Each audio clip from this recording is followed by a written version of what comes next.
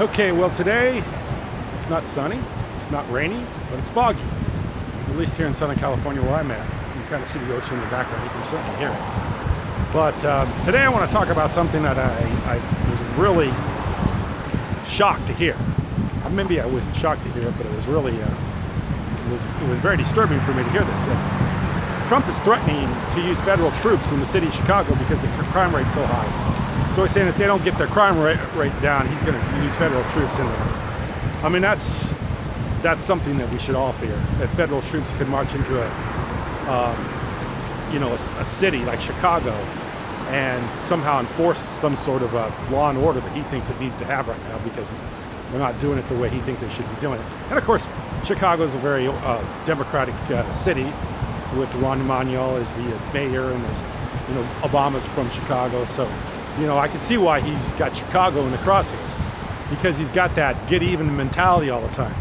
I got to get him back because for whatever they said about me, or for whatever he thinks that Obama dissed him, or whatever he did, he's going to try to get even with him. And this is maybe one way to do it. So the fact that Donald Trump is having so much trouble with states right now is really, really, really should be very scary. The states are challenging him on his immigration policies. States are challenging him. California's challenging him on his sanctuary city policies. I mean, he's arguing with the states, and there's a balance of power between states and federal government, and that's for a good reason. The states have their own sovereign, are able to do a lot of things on their own, 10th Amendment. So for Trump to come in and have so many disagreements with states right now, it shows you just the way this guy governs. And the way he governs is he talks about, there you go. Yeah. He talks about executive orders with Obama. Man, this guy's executive order king so far. And he will continue to use it because he's using unilateral powers. He's not using powers within the system or within the context of the way the government was framed. He's using these unilaterally.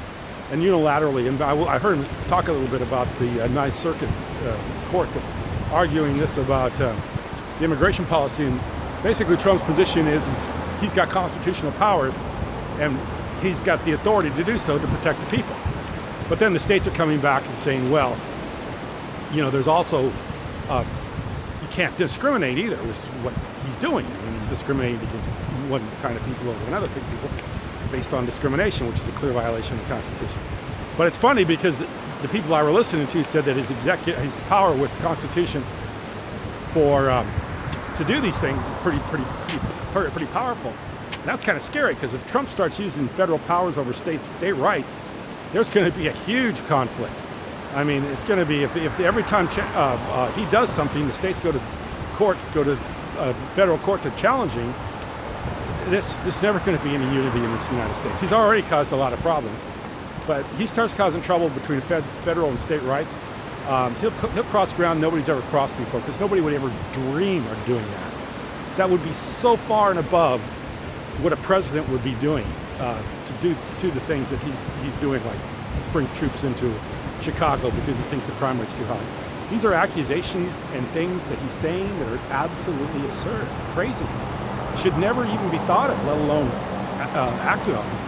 So anyway, this clash between Donald Trump and the states so early in his presidency doesn't seem like it's going to go very well. So anyway, that's a real scary thing. We all should be worried about it. I appreciate you watching. Thank you.